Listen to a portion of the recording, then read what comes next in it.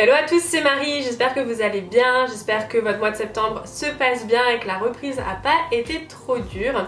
Aujourd'hui on se retrouve dans une nouvelle vidéo que vous m'avez quand même assez demandé. Au final c'est vrai que vous avez quand même pas mal de questions là-dessus. Donc on va parler des États-Unis mais surtout du départ et de l'organisation un peu du départ quand on part vivre comme ça 1 an aux États-Unis dans une famille d'accueil, comment ça se passe à l'aéroport, ce qu'il faut mettre dans sa valise, tout ce genre de choses. Donc si ça vous intéresse, eh bien continuez à regarder la vidéo. Comme d'habitude, n'hésitez pas à vous abonner si ce genre de vidéo vous intéresse, le bouton est juste en dessous de la vidéo et je le précise pas toujours mais je vous mets toujours dans la boîte d'infos les vidéos similaires ou les vidéos les plus récentes pour que vous puissiez suivre. Si jamais vous débarquez sur ma chaîne, je sais qu'il y a pas mal de gens qui sont nouveaux sur la chaîne, donc bienvenue, merci de nous rejoindre, merci de faire grandir la famille. Je sais que ma chaîne en fait grandit de plus en plus en ce moment et ça me fait vraiment plaisir parce que je vois que les vidéos vous plaisent et moi j'adore parler des États-Unis et tout ça, donc c'est un vrai plaisir. Donc voilà, n'hésitez pas à checker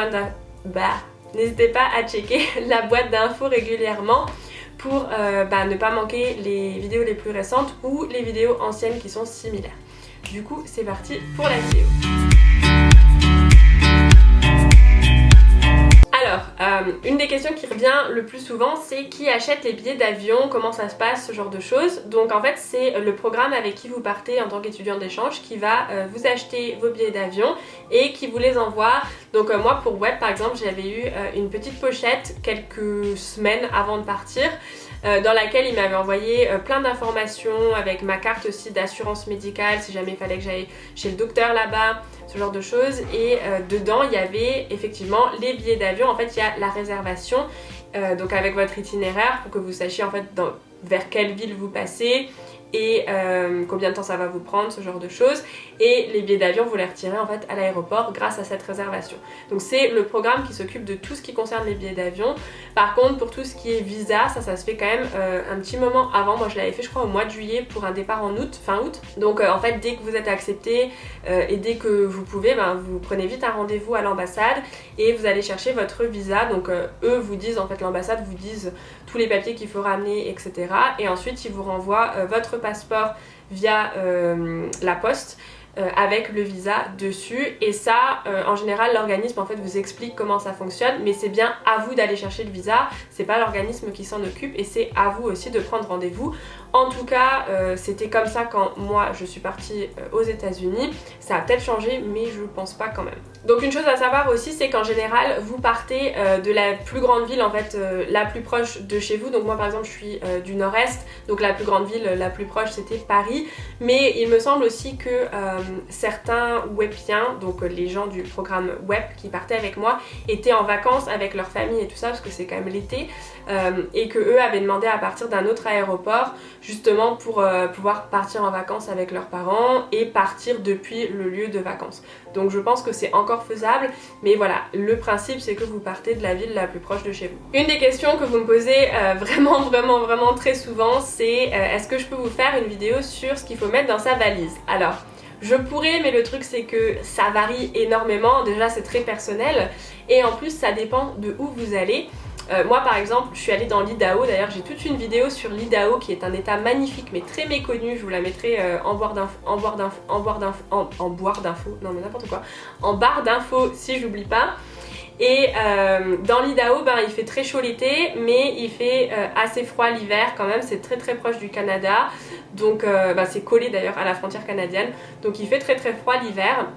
Et le truc c'est que ma valise, j'avais le droit à 23 kg en soute, je crois, et 11 kg en bagage cabine, plus un sac à main de 8 kg je crois. Donc déjà mettre 8 kg dans un sac à main c'est pas très réaliste. 11 kg en bagage cabine c'est faisable, donc là j'avais mis les choses essentielles que je voulais pas qui me perdent pendant le voyage. Les choses, par exemple les médicaments, voilà, les choses dont j'avais besoin vraiment tout de suite en arrivant. J'ai toujours une tenue de rechange dans mon bagage cabine, c'est un petit truc que je vous donne, c'est-à-dire que si jamais vous mettez tous vos habits, tous vos sous-vêtements dans votre bagage en soute et qu'ils vous perdent votre bagage en soute, ce qui arrive très rarement mais ça arrive, vous débarquez là-bas ou même en voyage tout court et vous n'avez rien à vous mettre, vous n'avez pas de sous-vêtements de rechange. Donc moi j'en mets toujours au moins un ou deux dans mon bagage cabine, de manière à avoir au moins un t-shirt de rechange et des sous-vêtements de rechange. Ça c'est les astuces de Marie. Et j'avais peut-être mis aussi, je sais pas moi, des photos, je me souviens plus ce que j'avais mis, tout ce qui est électronique, les chargeurs, tout ça, j'avais mis dans mon bagage cabine, tout ce qui est convertisseur aussi. Mais après le reste, de toute façon vous êtes obligé de le mettre dans votre bagage en soute. Donc ne prenez pas par exemple 36 000 shampoings et tout ça vous pouvez trouver sur place. Moi j'avais pris vraiment majoritairement des choses que je pouvais pas forcément trouver sur place ou des choses que je voulais absolument emmener avec moi.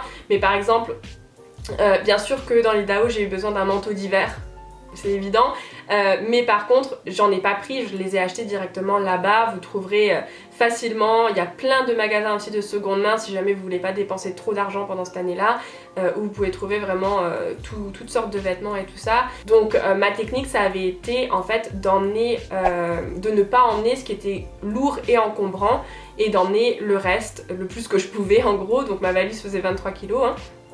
Mais voilà, tout ce qui est lourd et encombrant comme les manteaux, les chaussures, tout ça, vous pouvez très facilement trouver sur place. Donc il n'y a pas de raison en fait d'en emmener. C'est pareil pour tout ce qui est shampoing, à moins vraiment que vous ayez par exemple un nettoyant pour le visage, parce qu'on parle beaucoup d'acné sur ma chaîne, que vous voulez emmener, bah oui, emmenez-le, mais voilà, n'emmenez pas du shampoing Garnier, ça sert à rien, vous trouverez largement tout ce qu'il faut sur place. Donc un autre petit conseil que j'ai à vous donner, c'est de commander des dollars avant de partir pour que vous en ayez sur vous quand vous montez dans l'avion.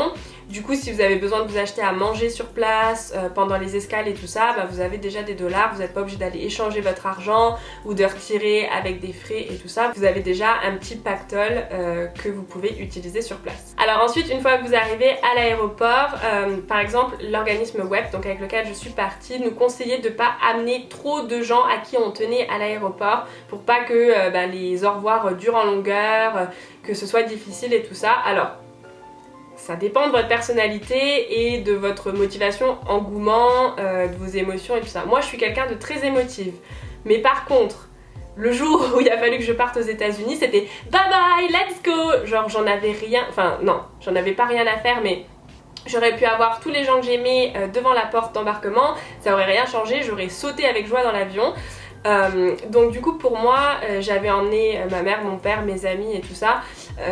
Bon, mon départ a été un petit peu particulier, je vous mettrai, il a été raté en fait, je ne suis pas partie tout de suite aux États-Unis, donc je vous mettrai la vidéo en barre d'infos. Mais du coup pour moi avoir mes proches à l'aéroport c'était pas du tout un problème, j'avais tellement hâte de partir que ça m'a pas du tout dérangée. D'ailleurs je crois même pas avoir pleuré. Par contre il y a des gens, voilà, l'inconnu, l'aventure, le fait de tout quitter pendant un an, ça les touche beaucoup plus et tout ça. Donc c'est un petit peu à vous de gérer ça. Il n'y a pas d'interdiction, mais c'est vrai que l'organisme recommande de ne pas amener toute votre clique pour éviter justement que ça traîne en longueur et que ça rende la chose difficile et que limite vous ayez plus envie de partir en fait. Ensuite pour toute la partie avion, alors il faut savoir que en principe vous allez être tout seul, hein, donc à l'aéroport vous allez rencontrer les gens de l'organisme qui vont vous aider s'il y a besoin et tout ça, mais bon en soi vous avez juste à récupérer vos billets d'avion, c'est pas non plus hyper compliqué. Et ensuite une fois que vous montez, que vous passez les portes d'embarquement, la sécurité et tout ça, vous êtes en principe tout seul. Donc vous allez gérer en fait tout seul votre voyage jusqu'à ce que la famille vous récupère de l'autre côté de la force. Et du coup pour tout ce qui est escale et tout ça, vous allez vous débrouiller tout seul. Donc pour tout ce qui est escale, et vous allez sûrement en avoir parce que plus il y a d'escales, moins les billets sont chers, donc ça arrange tout le monde, surtout l'organisme. Et du coup les escales ça peut parfois être un petit peu perturbant on va dire, parce que bon déjà tout le monde n'a pas forcément beaucoup voyagé à 18 ans ou à 16 ans parce que je crois qu'on peut partir dès 16 ans. Donc ça peut être voilà un peu surprenant, c'est nouveau, vous n'avez pas forcément le temps de vraiment vous rendre compte des choses et tout ça parce que faut se dépêcher pour le prochain avion. Donc si jamais vous avez des doutes quand vous arrivez dans l'aéroport, parce que tous les aéroports ne sont pas faits pareil, certains ont des zones de transfert, pour certains autres aéroports il faut sortir du terminal comme si vous aviez fini votre voyage pour re-rentrer, repasser la sécurité, etc. pour le prochain vol. Donc c'est très différent. Pour certains aéroports il faut sortir du terminal, prendre une navette pour un autre terminal, mais il n'y a pas forcément besoin de repasser la sécurité. Donc ça peut être un petit peu confus si on n'a pas forcément l'habitude de voyager. Alors moi je sais qu'il y a une escale où j'ai un petit peu, j'ai pas paniqué mais je comprenais pas trop comment l'aéroport était fait, parce qu'en fait je suis arrivée dans le terminal là où les gens embarquaient. Donc c'était un petit peu étrange déjà d'arriver par la même porte. Et en plus pour aller vers mon autre vol, donc vers mon transfert, mon connecting flight, enfin bref, l'autre vol que j'avais à prendre, il fallait que je sorte du terminal et il y avait un gros panneau qui disait si vous passez ce panneau, vous ne pouvez pas faire demi-tour. Donc je m'étais dit merde, si je passe et que je me plante, ça craint et je vais tout planter quoi. Donc j'avais été voir un mec qui travaillait à l'aéroport, je lui ai posé la question, il m'a expliqué, mais comme je parlais pas très bien l'anglais, je parlais bien mais pas suffisamment, je n'ai rien compris. Donc j'ai vu qu'il me faisait signe d'aller par là, donc je suis allée par là et j'ai trouvé quelqu'un d'autre à qui j'ai demandé de l'aide qui m'a emmené dans les petites, vous savez les petites voitures d'aéroport là, qui m'a emmené jusqu'à la porte. Il m'a expliqué dans quel bus fallait monter, il est resté jusqu'à ce que je monte dans le bon bus et m'a expliqué où c'est qu'il fallait que je descende et tout ça. Donc si vous galérez pendant vos escales, n'hésitez pas à demander de l'aide. Les Américains vont pas vous faire la gueule, ils vont vous aider direct. S'ils le peuvent, ils vous emmèneront s'ils ont le temps et tout ça. Donc n'hésitez pas du tout. Et ne vous faites pas un sang d'encre si vous parlez pas bien anglais, ils ont l'habitude en fait, donc ils vont regarder vos billets, ils vont regarder où vous devez aller. En général, eux savent de quel terminal l'avion part et tout ça, même si c'est pas encore affiché sur les écrans. Donc ils peuvent vous aider bien plus efficacement et très gentiment. Donc voilà, n'hésitez pas à demander de l'aide. Et donc pour la plupart des étudiants d'échange, en fait on est tout seul pendant tout ce voyage depuis le moment où on quitte l'aéroport français jusqu'au moment où on arrive aux États-Unis.